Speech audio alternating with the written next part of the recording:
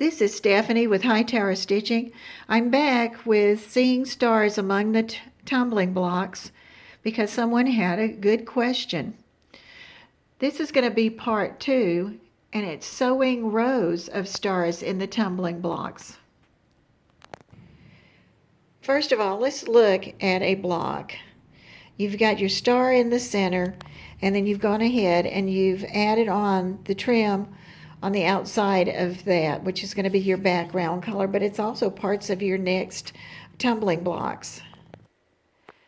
And when we move back to the quilt, and I'm back up here, you can see here's the outside edge of one of the blocks. Now to sew the blocks together, you're going to work in rows.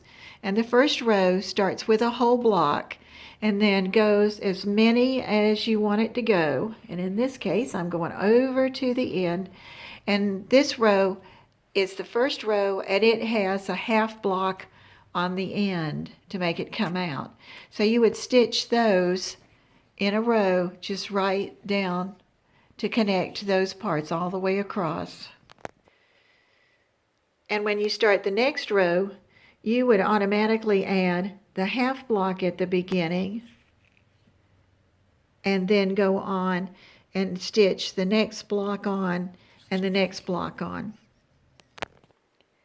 And I was thinking about the way I did this, and it seems that I made the first row and then I made the second row, and then I came back and I attached them to each other. And if you look at it, you'll see there would have been a half block on this row that was attached. And then I'd sort of turn the corner and go up there. Well, when I attached them to each other, I'm going to flip this up. You can see that this piece is laying right on top of that piece, and I would have sewn through there. Now, it's going to take a little bit of turning every time you add the new row. So you'll have to remember that. So this would actually come back down. And then everything that was coming would be flipped up. And then you'd take and sew that row. And then you'd keep going down to the end. I hope that helps. I think once you start, you will see how they'll have to go together. It would be very hard to take and add them one block at a time, like adding this block only, because you're going to have a seam right here where the next one's connected. So I'd go ahead and make my next row, and set it in and hand stitch it. This is Stephanie at Hightower Stitching. I hope that helps a little bit with sewing those blocks together.